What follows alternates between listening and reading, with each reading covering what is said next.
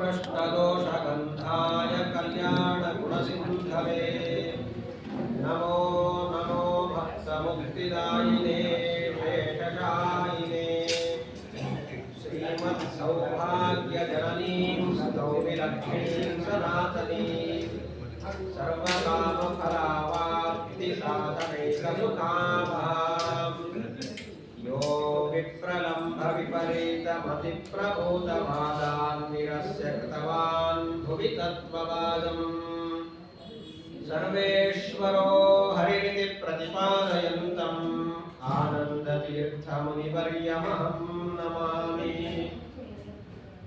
भवति यदनुभावादेडमूकोऽपि वाग्मी जडमतेऽपि जन्तुः जायते प्राज्ञमौलिः सकलवचनचेतो देवता भारती सा मम वचसि निधत्तां सन्निधिं मानसे च मिथ्या सिद्धान्तदुर्ध्वान्तविध्वंसनविचक्षणः जयतीर्थाख्यधरणिः भासतां नो हृदम्बरे ज्ञानवैराग्यभक्त्यादिकल्याणगुणशालिनः लक्ष्मीनारायणमुनीन् वन्दे विद्यागुरून् मम अर्थिकल्पितकल्पोऽयं प्रत्यर्थिगजकेसरी व्यासतीर्थगुरुर्भूयात् अस्मदिष्टार्थसिद्धये कामधेनुर्यथा पूर्वं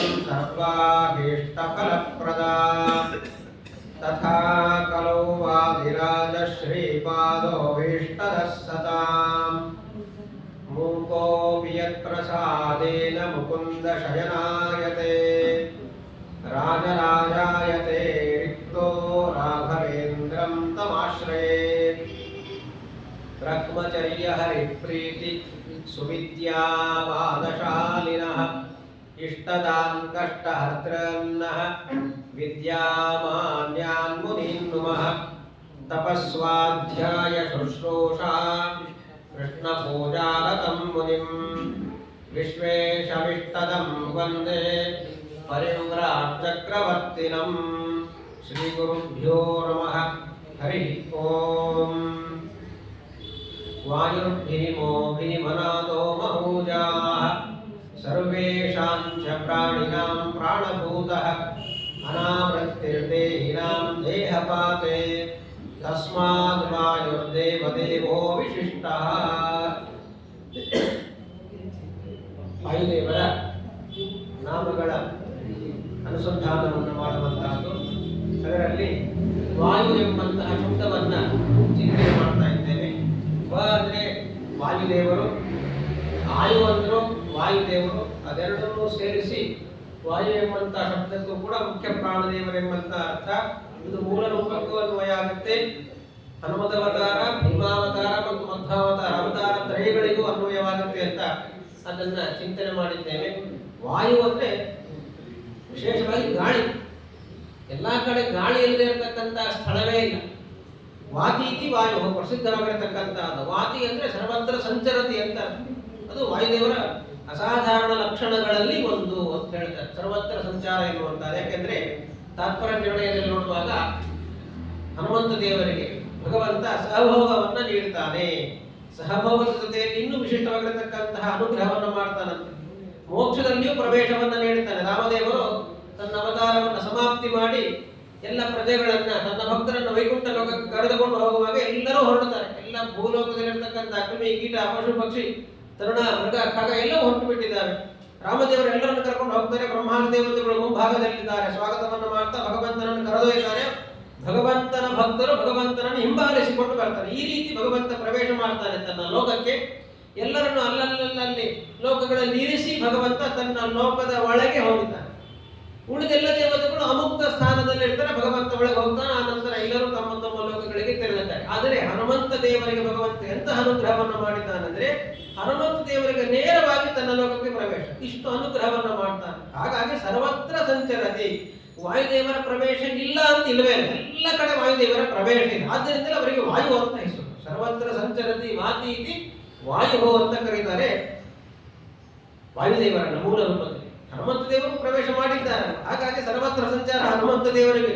ಭೀಮಸೇನ ದೇವರು ಅಷ್ಟು, ಭೀಮಸೇನ ದೇವರಿಗೆ ಕೂಡ ವಿಶೇಷವಾಗಿರತಕ್ಕಂಥ ರೀತಿಯಲ್ಲಿ ಎಲ್ಲೆಲ್ಲಿ ಸಂಚಾರ ಮಾಡ್ತಾರೆ, ಎಲ್ಲಿಗೆ ಹೋಗ್ಲಿಕ್ಕೆ ಸಾಧ್ಯವೇ ಇಲ್ಲ ಅಲ್ಲೆಲ್ಲ ಹೋಗಿದ್ದಾರೆ ಭೀಮಸೇನ ದೇವರು. ಹನುಮಂತ ದೇವರು ಹೋಗ್ತಾರಲ್ಲ, ಗಂಧಮಾದನ ಪರ್ವತಕ್ಕೆ ಹೋಗಿ ಸಂಜೀವನ ಪರ್ವತ ಯಾರು ತರಲಿಕ್ಕೆ ಸಾಧ್ಯ ಇಲ್ಲ, ಅಂತಹ ಸ್ಥಳಕ್ಕೆ ಹನುಮಂತ ದೇವರು ಹೋಗಿದ್ದಾರೆ. ಭೀಮಸೇನ ದೇವರು ಸೌಗಂಧಿಕ ಪುಷ್ಪವನ್ನು ತರಬೇಕು ಅಂತ ಆದಾಗ ಯಾರಿಗೆ ಹೋಗ್ಲಿಕ್ಕೆ ಸಾಧ್ಯ ಇಲ್ಲ, ಅಂತಹ ಸ್ಥಳಕ್ಕೆ ಭೀಮಸೇನ ದೇವರು ಹೋಗಿ ಬರ್ತಾರೆ. ಈಗ ಸರ್ವತ್ರ ಸತ್ಯರತಿ ಭೀಮಸೇನ ಮಾತ್ರ ಮಹಾಭಾರತ ಕಾಲದಲ್ಲಿ. ಆಚಾರ್ಯರು ಅಷ್ಟೇ, ಯಾರು ಹೋಗ್ಲಿಕ್ಕೆ ಊಹಿಸಲಿಕ್ಕೂ ಸಾಧ್ಯ ಇಲ್ಲ ಅಂತಹ ಸ್ಥಳಕ್ಕೆ ಆಚಾರ್ಯರು ವಿಶೇಷವಾಗಿ ಹೋಗ್ತಾರೆ. ಹಾಗೆ ನಾವು ಮೆಟ್ಲು ಹತ್ಕೊಂಡು ಹೋಗ್ಬೇಕಾದ್ರೆ ಒಂದು ಮೆಟ್ಲಿಂದ ಇನ್ನೊಂದು ಮೆಟ್ಲಿಗೆ ಕಾಲಿಟ್ಕೊಂಡು ಹೋದಾಗೆ ಒಂದು ಬೆಟ್ಟದಿಂದ ಮತ್ತೊಂದು ಬೆಟ್ಟಕ್ಕೆ ಕಾಲಿಟ್ಕೊಂಡು ಹೋಗ್ತಾರೆ. ಅವಾಗ ಓಡಿ ಬಂದು ಜಂಪ್ ಮಾಡೋದಲ್ಲ, ಹೈ ಜಂಪ್ ಲಾಂಗ್ ಜಂಪ್ ಅಲ್ಲ, ಅನಾಯಾಸವಾಗಿ ಒಂದು ಮೆಟ್ಲನ್ನು ಹತ್ಕೊಂಡು ಹೋದಾಗೆ ಅದೇ ರೀತಿ ಆಚಾರ್ಯರು ಆ ಗಮನವನ್ನ ನೋಡ್ತಾರಂತೆ. ಯಾರು ಸತ್ಯತೀರ್ಥರ ನೋಡ್ತಾರೆ.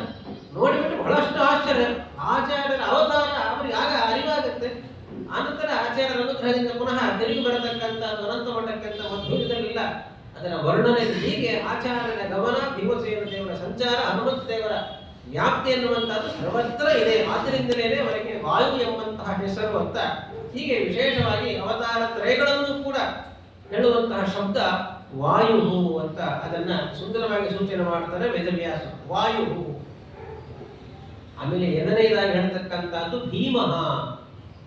ಭೀಮ ಅಂದ್ರೆ ಭೀಮಸೇನ ಪ್ರಸಿದ್ಧ ಆಗಿರತಕ್ಕಂಥದ್ದು.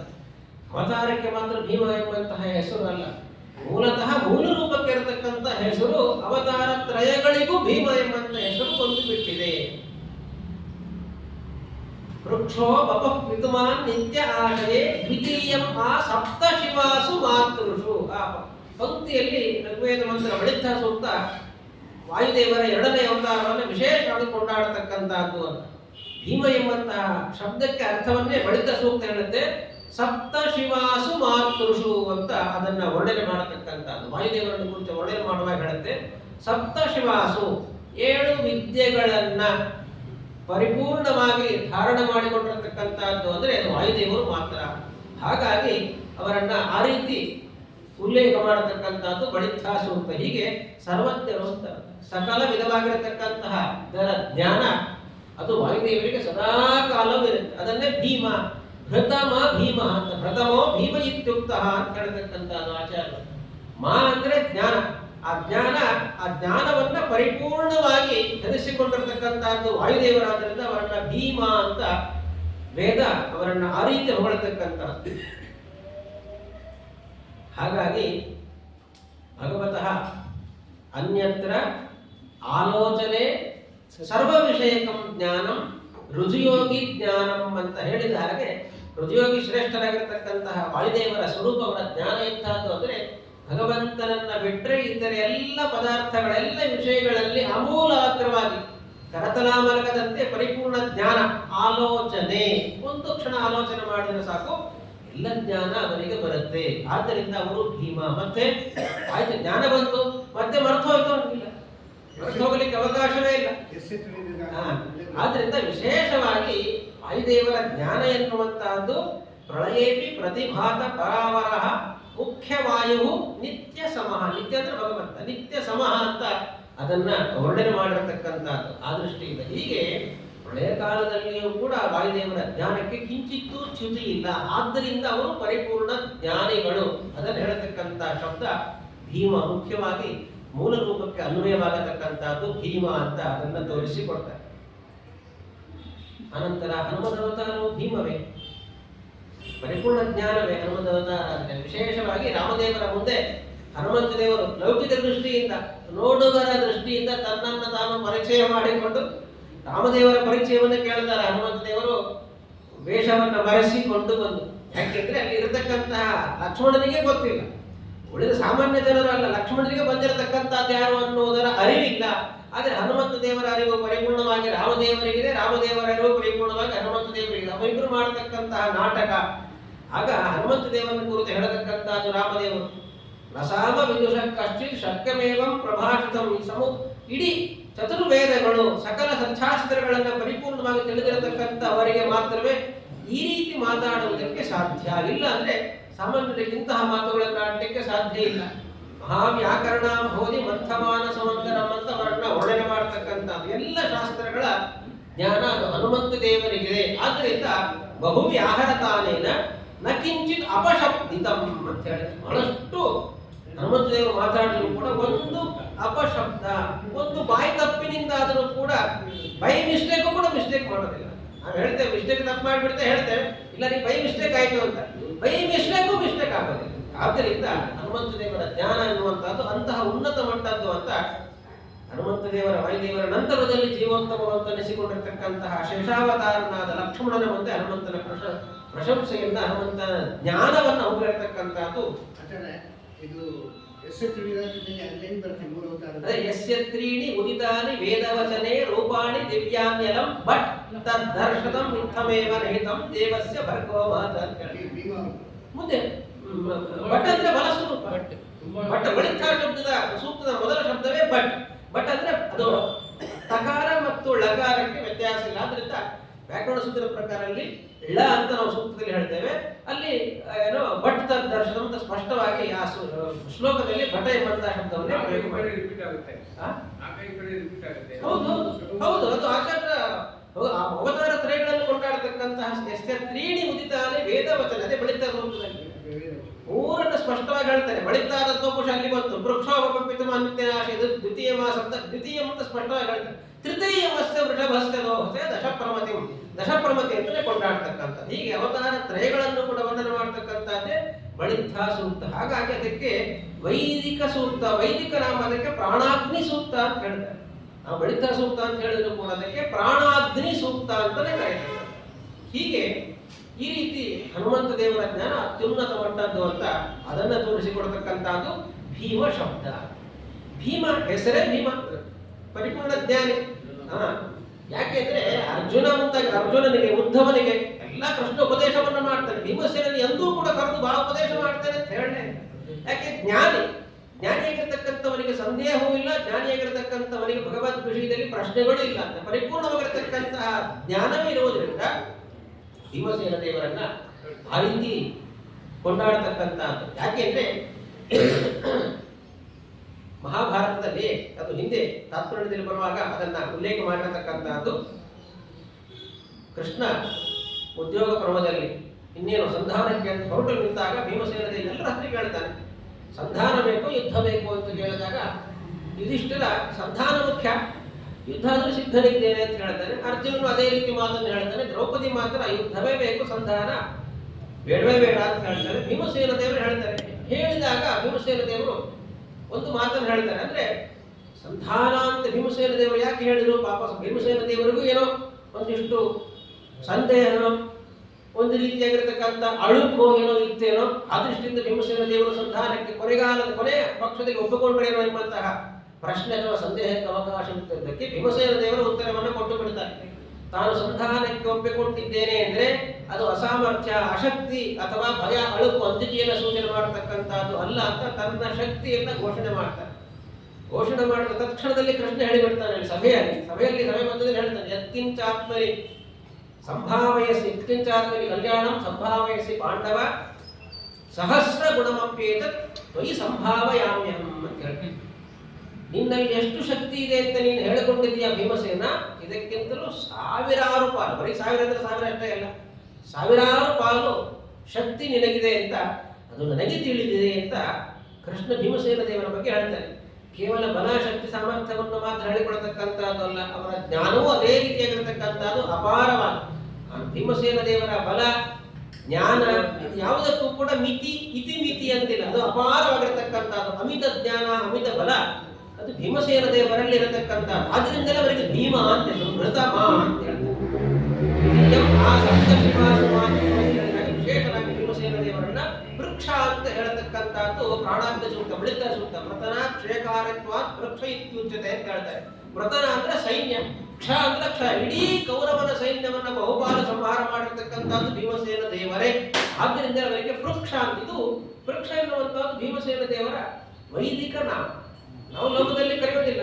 ಭೀಮ, ಮಾರುತಿ, ಪಾಂಡವ, ಭೀಮ ಅಂತ ಸ್ತೋತ್ರದಲ್ಲಿಯೂ ಕೂಡ ವೃಕ್ಷ ಎನ್ನುವಂತಹ ನಾಮ ಇಲ್ಲ, ಅದು ವೈದಿಕ ನಾಮಗಳಲ್ಲಿ ಒಂದು. ಹಾಗೆ ವೇದಗಳಲ್ಲಿ ವಿಶೇಷವಾಗಿರತಕ್ಕಂಥ ರೀತಿಯಲ್ಲಿ ವಾಯುದೇವರನ್ನು ಕೊಂಡಾಡತಕ್ಕಂಥ ಆ ದೃಷ್ಟಿಯಿಂದ ಭೀಮಸೇನ ದೇವರು ಕೂಡ ಪರಿಪೂರ್ಣ ಜ್ಞಾನಿಗಳು. ಯಾಕೆಂದ್ರೆ ಮಹಾಭಾರತ ಮುಂದೆ ತಾತ್ಪರ್ಯದಲ್ಲಿ ಆಚಾರ್ಯ ಹೇಳ್ತಾರೆ, ಯಾರು ಭಗವಂತನ ವಿಷಯದಲ್ಲಿ ಎಲ್ಲಿ ಎಡವಿ ಬಿದ್ದಿದ್ದಾರೆ, ಕೃಷ್ಣನ ವಿಷಯ. ಯಾಕೆಂದ್ರೆ ಕೃಷ್ಣನ ರೂಪ, ಕೃಷ್ಣನ ಅವತಾರವೇ ಮೋಹಕ, ಎಲ್ಲರನ್ನ ಆಕರ್ಷಣೆ ಮಾಡತಕ್ಕಂಥದ್ದು ಕೃಷ್ಣನ ರೂಪ. ಆದ್ರಿಂದ ಕೃಷ್ಣನನ್ನ ನೋಡಿರತಕ್ಕಂಥ ಅನೇಕರು ಅನೇಕ ರೀತಿಯಲ್ಲಿ ಕೃಷ್ಣನನ್ನ ಚಿಂತನೆ ಮಾಡ್ತಾರೆ. ಆ ದೃಷ್ಟಿಯಿಂದ ಯುಧಿಷ್ಠರನಾಗಲಿ, ಸ್ವತಃ ವಿದುರನಾಗಲಿ ಮಹಾಧರ್ಮಿಷ್ಠ, ಭಗವಂತನ ಬಗ್ಗೆ ಅಷ್ಟು ಜ್ಞಾನ ಇದೆ. ವಿದುರ, ಉದ್ಧವ, ಎಲ್ಲ ಅರ್ಜುನ, ಪ್ರತಿಯೊಬ್ಬರು ಕೂಡ ಕೃಷ್ಣನ ಬಗ್ಗೆ ಒಂದಲ್ಲ ಒಂದು ಕಾಲದಲ್ಲಿ ಒಂದು ಸ್ಥಳದಲ್ಲಿ ತಮ್ಮ ಅಜ್ಞಾನವನ್ನ ತೋರಿಸಿಕೊಂಡಿದ್ದಾರೆ ಹೊರತು ಭೀಮಸೇನ ದೇವರು ಮಾತ್ರ ಎಂದಿಗೂ ಕೂಡ ಭಗವಂತನ ಬಗ್ಗೆ ಆ ರೀತಿಯಾಗಿರತಕ್ಕಂತಹ ಅಜ್ಞಾನವನ್ನ ತೋರಿಸಲೇ ಇಲ್ಲ. ಅಂದ್ರೆ ಪರಿಪೂರ್ಣವಾಗಿರತಕ್ಕಂತಹ ಜ್ಞಾನ ಇರುವಂತಹದ್ದು ಭೀಮಸೇನ ದೇವರಿಗೆ ಮಾತ್ರ. ಆದ್ರಿಂದ ಅವರನ್ನ ಭೀಮ ಅಂತಾನೆ ಕರೆಯತಕ್ಕಂಥ. ಆದ್ರಿಂದ ಭೀಮ ಅಂದ್ರೆ ವಾಯುದೇವರು ಭೀಮರು, ಹನುಮಂತ ದೇವರು ಭೀಮರು, ಭೀಮಸೇನ ದೇವರು ಭೀಮರು. ಆಚಾರ್ಯರು ದಶಪ್ರಮತಿಂ ಜಲಯಂತ ಯೋಷಣ, ಅವರನ್ನ ಸಪ್ತಶಿವಾಸು ಮಾತ್ರ ಸಕಲ ವಿದ್ಯೆಗಳಲ್ಲಿ ಪಾರಂಗತರಾಗಿದ್ದರೆಂದಲೇನೆ ವೇದಾಭಿಮಾನಿ ದೇವತಾ ಸ್ತ್ರೀಯರು, ದೇವತೆಗಳೆಲ್ಲರೂ ಕೂಡ ಮಧ್ವಾವತಾರವನ್ನ ಪರಿಪೂರ್ಣ ಜ್ಞಾನಿಗಳನ್ನಾಗಿಯೇ ಹುಟ್ಟಿಸಿ ಬಿಡುತ್ತಾರೆ. ಅಂದ್ರೆ ವಾಸುದೇವನಾಗಿ ಅವತಾರ ಮಾಡಿದ ಮೇಲೆ ಅಚ್ಯುತ ಪ್ರೇಕ್ಷಾಚಾರ್ಯರ ಹತ್ತಿರ ಹೋಗಿಬಿಟ್ಟು ಅಧ್ಯಯನವನ್ನ ಮಾಡಿ ಆಮೇಲೆ ಜ್ಞಾನವನ್ನು ಸಂಪಾದನೆ ಮಾಡಿರ್ತಕ್ಕಂಥದ್ದು ಅಲ್ಲವೇ. ಲೋಕದೃಷ್ಟಿಯಿಂದ ಗುರೂಪ ಸತ್ಯ ಮಾಡಬೇಕು ಎಂಬಂತಹ ಶಿಕ್ಷಣವನ್ನ ಲೋಕಕ್ಕೆ ನೀಡಬೇಕು ಎಂಬಂತಹ ದೃಷ್ಟಿಯಿಂದ ಗುರುಗಳ ಬಳಿಗೆ ಹೋಗಿದ್ದೇ ಹೊರತು ಅವರ ಹತ್ರ ಅಧ್ಯಯನವನ್ನ ಮಾಡಲೇ ಇಲ್ಲ. ಮತ್ತೆ ಅವರಿಗೆ ಪಾಠವನ್ನು ಹೇಳಿರ್ತಕ್ಕಂಥದ್ದು, ಅವರಿಗೆ ಜ್ಞಾನವನ್ನ ಕರುಣಿಸಿರತಕ್ಕಂಥದ್ದು ಆಚಾರ್ಯರು. ಆದ್ರಿಂದ ಅವರನ್ನ ಹುಟ್ಟಿಸುವಾಗಲೇ ದಶಪ್ರಮತಿಂ ಜಲಯಂತ, ದಶಪ್ರಮತಿಗಳನ್ನಾಗಿಯೇ ಹುಟ್ಟಿಸ್ತಾರೆ ಅಂತ ವೇದ ಮಂತ್ರ ಹೇಳತಕ್ಕಂಥ. ಹಾಗಾಗಿ ಅವರ ಹೆಸರೇ ಪೂರ್ಣ ಪ್ರಜ್ಞಾ. ಅಚ್ಯುತ ಪ್ರೇಕ್ಷೆ ನೋಡಿ, ಅವರಿಗೆ ಕೊಟ್ಟಿರತಕ್ಕಂತಹ ನಾಮವೇ, ಆಶ್ರಮ ನಾಮವೇ ಪೂರ್ಣ ಪ್ರಜ್ಞಾ ಅಂತ ಕೊಟ್ಟು ಬಿಡ್ತಾರೆ, ಪರಿಪೂರ್ಣ ಜ್ಞಾನಿಗಳು ಎಂಬಂತಹ ಅರ್ಥದಲ್ಲಿ. ಹಾಗಾಗಿ ಅಂತಹ ಸರ್ವಜ್ಞರಾಗಿರತಕ್ಕಂತಹ ಆಚಾರ್ಯರು ವೇದವ್ಯಾಸರ ಹತ್ತಿರವೇ ಅಧ್ಯಯನವನ್ನ ಮಾಡ್ತಾರೆ.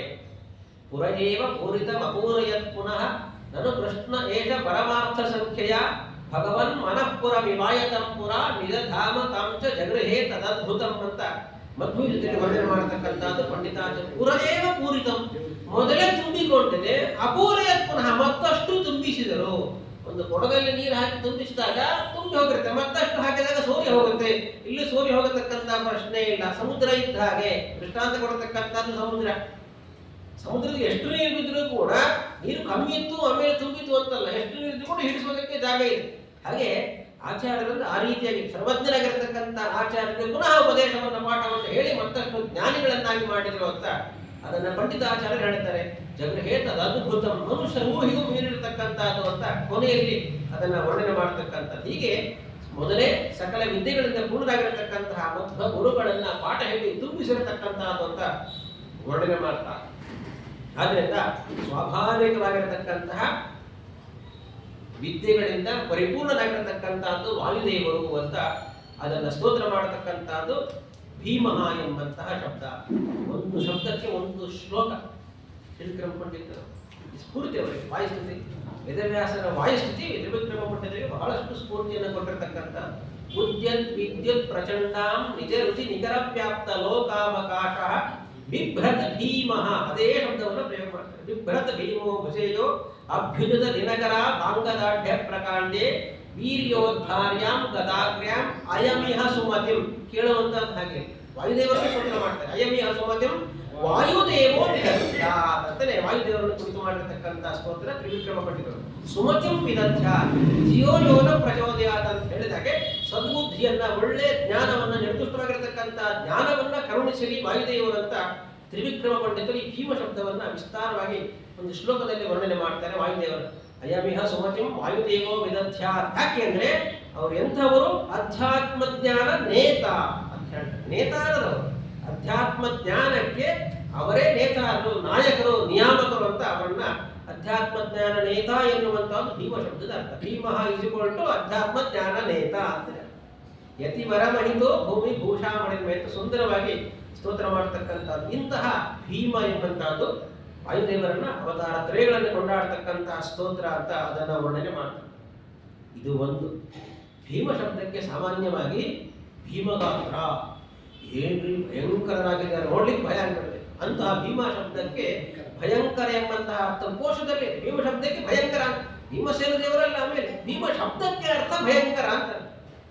ಹೌದು, ವಾಯುದೇವರು ಭಯಂಕರ. ವಾಯುದೇವರಿಗೆ ಪ್ರಭಂಜನ ಅಂತ ಹೆಸರು. ಪ್ರಭಂಜನ, ಪ್ರಕೃಷ್ಟ ಎಲ್ಲರನ್ನೂ ಕೂಡ ನಾಶ ಮಾಡತಕ್ಕಂಥ ಶಕ್ತಿ ಅದು ವಾಯುಶಕ್ತಿ. ಆದ್ದರಿಂದ ಅವರನ್ನ ಪ್ರಭಂಜನ ಅಂತ ಹೊಗಳತಕ್ಕಂಥ. ಹಾಗಾಗಿ ಭೀಮ ಅಂದ್ರೆ ದುಷ್ಟರ ಪಾಲಿಗೆ ಭಯಂಕರ ಸ್ವರೂಪರಾಗಿರ್ತಕ್ಕಂಥದ್ದು ವಾಯುದೇವರು. ಹಾಗೆ ಭಗವಂತನ ಕೈಯಲ್ಲಿ ಗದಾ ಸ್ವರೂಪದಲ್ಲಿರತಕ್ಕಂತಹ ವಾಯುದೇವರು ಭಗವಂತ ಶತ್ರುಗಳನ್ನು ನಾಶ ಮಾಡುವಾಗ ಗದೆಯ ಮೂಲಕ ಸ್ವತಃ ವಾಯುದೇವರ ಮೂಲಕವೇ ದುಷ್ಟರ ಸಂಹಾರವನ್ನು ಭಗವಂತ ಮಾಡ್ತಾನೆ. ಆದ್ರಿಂದ ದುಷ್ಟರಿಗೆ, ದೈತ್ಯರಿಗೆ ಭಯಂಕರ ಸ್ವರೂಪರಾಗಿರತಕ್ಕಂಥದ್ದು ವಾಯುದೇವರು. ಆದ್ದರಿಂದ ಅವರನ್ನು ಭೀಮ ಅಂತ ಕರೆಯತಕ್ಕಂಥದ್ದು ವೇದೋಪನಿಷತ್ತುಗಳು. ಹನುಮಂತ ದೇವರು ಭೀಮರೇ. ಅವರ ಗಾತ್ರ, ಅವರ ಆಕಾರ ಅದು ಭೀಮಗಾತ್ರವೇ. ಹನುಮಂತ ದೇವರದ್ದು ನೋಡಿಬಿಟ್ಟೇ ಭಯಪಡಬೇಕು. ಅಂತಹ ಭೀಮಗಾತ್ರದ ಹನುಮಂತ ದೇವರು ದುಷ್ಟರ ಪಾಲಿಗೆ ಭಯಂಕರ. ರಾವಣ, ಇಂದ್ರಜಿತು ಮುಂತಾಗಿರತಕ್ಕಂಥ ದುಷ್ಟರ ಪಾಲಿಗೆ ಭಯಂಕರ ಸ್ವರೂಪರೇ ಹನುಮಂತ ದೇವರಾದ್ದರಿಂದ ಅವರನ್ನ ಭೀಮ ಅಂತ ಕರೆಯತಕ್ಕಂಥದ್ದು ಭಯಂಕರ ಸ್ವರೂಪದ ಹನುಮಂತ ದೇವರು ಅಂತ. ಆಮೇಲೆ ಭೀಮಸೇನ ದೇವರು ಭಯಂಕರನೇ. ದುರ್ಯೋಧನ ಕನಸಲ್ಲೂ ಭೀಮಸೇನ ಕಂಡ್ರೆ ಭಯ ಅಂತ. ಅಷ್ಟು ಭಯಂಕರ ಸ್ವರೂಪರಾಗಿರ್ತಕ್ಕಂಥದ್ದು ದುಷ್ಟ ದುರ್ಯೋಧನ, ಜರಾಸಂಧ, ಆಮೇಲೆ ಹಿಡಿಂಬ, ಬಕಾಸುರ, ಕಿರ್ಮೀರ, ಕೀಚಕ, ಜಟಾಸುರ, ಎಷ್ಟು ಜನ ದೈತ್ಯರು ಭೀಮಸೇನ ದೇವರ ಸಂಹಾರ ಮಾಡಿರ್ತಕ್ಕಂಥದ್ದು. ಎಲ್ಲ ದುಷ್ಟ ದೈತ್ಯರಿಗೆ ಭಯಂಕರ ಸ್ವರೂಪರಾಗಿರತಕ್ಕ ಮಣಿಮಂತ ಅಂತಹ ದುಷ್ಟ ದೈತ್ಯರಿಗೆಲ್ಲ ಭಯಂಕರ ಸ್ವರೂಪರಾಗಿರತಕ್ಕಂಥದ್ದು ಸ್ವತಃ ಭೀಮಸೇನ ದೇವರು. ಆದ್ದರಿಂದ ಅವರು ಆಚಾರ್ಯರು ಪ್ರತಿವಾದಿಗಳಿಗೆ, ದುರ್ವಾದಿಗಳಿಗೆ ಭೀಮ ಸ್ವರೂಪರೇ. ಆಚಾರ್ಯರ ಹೆಸರನ್ನು ಕೇಳಿದ್ರೆ ಸಾಕು, ದುರ್ವಾದಿಗಳು ರಾತ್ರಿ ಹೊತ್ತಿನಲ್ಲಿ ಪಲಾಯನ ಮಾಡ್ತಾ ಇದ್ರು. ನಿಶಾಪಲಾಯನ ಅಂತ ಮತ್ತು ಇದೆಲ್ಲ ವರ್ಣನೆ ಮಾಡ್ತಾರೆ. ವಾದಕ್ಕೆ ಅಂತ ಇಳಿದ್ರೆ ವಾದ ಮಾಡಲಿಕ್ಕೆ ಸಾಧ್ಯ ಆಗದೆ ಒಂದು ಸೋತು ಹೋಗಬೇಕು, ಅವಮಾನ ಆಗುತ್ತೆ ಅನ್ನೋದಕ್ಕೆ ಏನು ಮಾಡ್ತಾ ಇದ್ರು? ನಿಶಾಪಲಾಯನ, ರಾತ್ರಿ ಓಡಿ ಹೋಗಿಬಿಡ್ತಾ ಇದ್ರಂತೆ. ಹೀಗೆ ದುರ್ವಾದಿಗಳಿಗೆ ಭಯಂಕರ ಸ್ವರೂಪರಾಗಿರತಕ್ಕಂಥದ್ದು ಆಚಾರ್ಯರು. ಹೀಗೆ ಅವತಾರ ತ್ರಯಗಳು ಕೂಡ ಭಯಂಕರ ಸ್ವರೂಪ ಎಂಬಂತ ಅರ್ಥದಲ್ಲಿ ಭೀಮ ಅಂತ ಇದು ಎರಡನೇದಾಗ ಅದನ್ನ ತೋರಿಸಿಕೊಡ್ತಾರೆ. ಇನ್ನು ಒಂದು ಭೀಮ, ಭೀ ಮಾ ಅಂತ. ಭೀ ಅಂದ್ರೆ ಭೀ ಭಯ ಅಂತ. ಭೀ ಶಬ್ದಕ್ಕೆ ಭಯ ಅಂತ. ಮಾ ಅಂದ್ರೆ ಬೇಡ, ಅಂದ್ರೆ ಭಯ ಪಡಬೇಡಿ ಎಂಬಂತ ಅರ್ಥ ಭೀಮ ಎಂಬಂತ ಶಬ್ದಕ್ಕೆ. ಅಭಯಪ್ರದರು ಅಂತ. ದುಷ್ಟ ದೈತ್ಯರನ್ನ ಸಂಹಾರ ಮಾಡತಕ್ಕಂಥ ಭೀಮ ಸ್ವರೂಪರಾಗಿರ್ತಕ್ಕಂಥ ವಾಯುದೇವರು ಸಜ್ಜನರಿಗೆ ಭೀಮರು ಅಂದ್ರೆ ಅಭಯಪ್ರದರು, ಭಯಪಡಬೇಡಿ ಅಂತ. ಸಜ್ಜನರನ್ನ ರಕ್ಷಣೆ ಮಾಡತಕ್ಕಂಥದ್ದು, ಭಕ್ತರ ರಕ್ಷಣೆ ಮಾಡತಕ್ಕಂಥದ್ದು ಅದು ವಾಯುದೇವರು. ಎಲ್ಲ ದೇವತೆಗಳ ರಕ್ಷಣೆಯನ್ನ ಸ್ವತಃ ದೈತ್ಯರ ಸಂಹಾರದ ಮೂಲಕ ವಾಯುದೇವರೇ ಮಾಡ್ತಾರೆ. ಆದ್ದರಿಂದ ಅವರು ಅಭಯಪ್ರದರು ದೇವತೆಗಳಿಗೆ.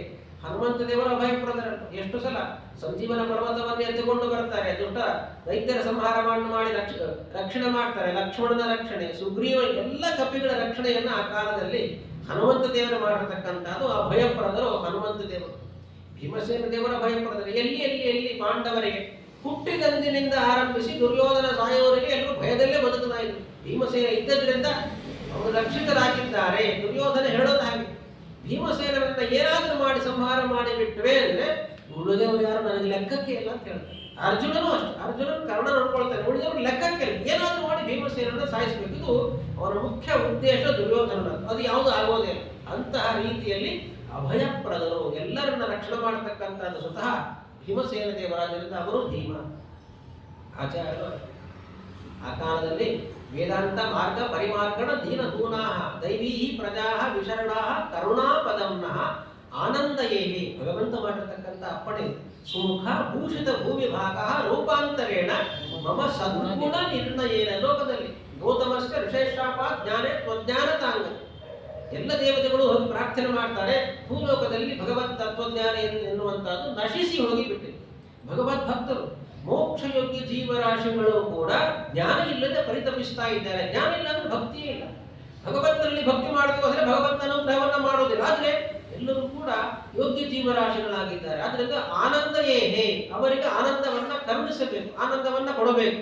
ಆನಂದ ಸಿಗಬೇಕಾದ್ರೆ ನೀನು ಅವರಿಗೆ ತತ್ವಜ್ಞಾನವನ್ನ ಕರುಣಿಸಬೇಕು ಅಂತ ವಾಯುದೇವರಿಗೆ ಅಪ್ಪಣೆಯನ್ನು ಮಾಡಿ ಭೂಲೋಕಕ್ಕೆ ರೂಪಾಂತರೇಣ, ಮತ್ತೊಂದು ರೂಪದಿಂದ ಭೂಲೋಕದಲ್ಲಿ ಅವತಾರ ಮಾಡುವಂತ ಭಗವಂತನ ಮಾತಿನಂತೆ ಭೂಲೋಕದಲ್ಲಿ ಅವತಾರ ಮಾಡತಕ್ಕಂಥದ್ದು ವಾಯುದೇವರು. ಆಚಾರ್ಯ ಮಧ್ವರಾಗಿ ಪೂರ್ಣಬೋಧ ಸ್ತೋತ್ರದಲ್ಲಿ ಅವರನ್ನ ವರ್ಣನೆ ಮಾಡತಕ್ಕಂಥದ್ದು. ಭವದವೋಷ್ಣೇನ ತಾತಪ್ಯಮಾನ, ಭೂಲೋಕದಲ್ಲಿ ಭುವಿ ಪರಂನಾಥಂ ಅಪ್ರೇಕ್ಷಮಾಣ, ಭುವನ ಮಾನ್ಯೇನ ಚ ಅನ್ಯೇನ ದೋಷ್ಣ ಭವತು ಭೀರ್ಮಾ. ಭೀಹಿ ಮಾ, ಮಾ ಭೀ ಅಂದ್ರೆ ಭಯಪಡಬೇಡಿ ಅಂತ. ಭವತು ಭೀರ್ಮಾ ಇತಿ ನಹ ಸಾಂತ್ವಯಂತಂ ಪ್ರಣತವಾನ್ ಪ್ರಾಣಿನಾಂ ಪ್ರಾಣಭೂತಂ ಪ್ರಣತಿಭಿ ಪ್ರೀಣಯೇ ಪೂರ್ಣಬೋಧಂ ಅಂತ ಪೂರ್ಣಬೋಧ ಸ್ತೋತ್ರದಲ್ಲಿ ಆಚಾರ್ಯರನ್ನ ವರ್ಣನೆ ಮಾಡಿರ್ತಕ್ಕಂಥದ್ದೇ ಮಾ ಭೈಹಿ, ಭಯಪಡಬೇಡಿ ಅಂತ. ಉಡುಪಿಯಲ್ಲಿ ಕೃಷ್ಣ ದೇವಸ್ಥಾನದ ಒಳಗೆ ಗರ್ಭಗುಡಿಯ ಒಳಗೆ ಪ್ರವೇಶ ಮಾಡುವಾಗ ಬಲಭಾಗದಲ್ಲಿರತಕ್ಕಂತಹ ಆಚಾರ್ಯರ ವಿಗ್ರಹ ಇದೆ. ಅಲ್ಲಿ ಆ ಲಕ್ಷಣದಲ್ಲಿರತಕ್ಕಂತಹ ವರದ ಮುದ್ರೆ ಅಭಯ ಮುದ್ರೆಯಲ್ಲಿರತಕ್ಕಂತಹ ವಾದಿರಾಜರು ಪ್ರತಿಷ್ಠೆ ಮಾಡಿರ್ತಕ್ಕಂತಹ ಆಚಾರ್ಯರ ವಿಗ್ರಹ ಅದು. ಅಲ್ಲಿ ಅದನ್ನಿಟ್ಟುಕೊಂಡೇ ಅಲ್ಲಿ ಪೂರ್ಣಬೋಧ ಸ್ತೋತ್ರವನ್ನು ಹೇಳಿರ್ತಕ್ಕಂಥ. ಹೀಗೆ ಆಚಾರ್ಯರು ಕೂಡ ಅಭಯಪ್ರದರು, ಯೋಗ್ಯ ಜೀವರಾಶಿಗಳಿಗೆ ಅವರ ಅಜ್ಞಾನವನ್ನ ಹೋಗಲಾಡಿಸಿ ಸುಜ್ಞಾನವನ್ನ ಸನ್ಮತಿಯನ್ನ ಕರುಣಿಸ್ತಾರೆ. ಅದರಿಂದ ಅವರು ಕೂಡ ಅಭಯಪ್ರದರು, ಆದ್ದರಿಂದ ಅವರು ಕೂಡ ಭೀಮ. ಹೀಗೆ ಭೀಮ ಶಬ್ದಕ್ಕೆ ಈ ರೀತಿಯಾಗಿರ್ತಕ್ಕಂಥ ರೀತಿಯಲ್ಲಿ ಆ ದೃಷ್ಟಿಯಿಂದ ಭೀಮ ಆ ಭಯವನ್ನು ಪರಿಹಾರ ಮಾಡಬೇಕಾದ್ರೆ ಸ್ವತಃ ಅವರಿಗೆ ಭಯ ಇರಬಾರ್ದು. ಯಾರು ಮತ್ತೊಬ್ಬರ ಭಯವನ್ನು ಪರಿಹಾರ ಮಾಡ್ತಾರೋ ಅವರಿಗೆ ಸ್ವತಃ ಭಯ ಇರಬಾರ್ದು. ಅವರಿಗೆ ಭಯ ಇದ್ದು ಬಿಟ್ರೆ ಸ್ವಯಂ ಪಂಕೆ ನಿಮಗ್ನ ಕಹ ಉತ್ತಮ. ಬೇರೆಯವರನ್ನ ಹೇಗೆ ತಾನೇ ಕೆಸರಲ್ಲಿ ಮುಳುಗಿದ್ರೆ ಬೇರೆಯವರನ್ನ ಎಬ್ಬಿಸ್ಲಿಕ್ಕೆ ಸಾಧ್ಯವೋ? ಕಸ್ತಾರಯೇತ್ ಅಂತ ಕೇಳಿದ್ರೆ ಆ ದೃಷ್ಟಿಯಿಂದ ಸ್ವತಃ ವಾಯುದೇವರಿಗೆ, ಹನುಮಂತ ದೇವರಿಗೆ, ಭೀಮಸೇನ ದೇವರಿಗೆ, ಆಚಾರ್ಯ ಯಾವುದೇ ರೀತಿಯಾಗಿರ್ತಕ್ಕಂತಹ ಭಯ ಇಲ್ಲ. ಯಾಕೆಂದ್ರೆ ಇತರರ ಭಯವನ್ನ ದೂರ ಮಾಡುವುದಕ್ಕೆ ಬೇಕಾಗಿರತಕ್ಕಂತಹ ಬಲ, ಅಪಾರವಾಗಿರತಕ್ಕಂತಹ ಶಕ್ತಿ, ಸಾಮರ್ಥ್ಯ, ಜ್ಞಾನ ಎಲ್ಲವೂ ಇದೆ.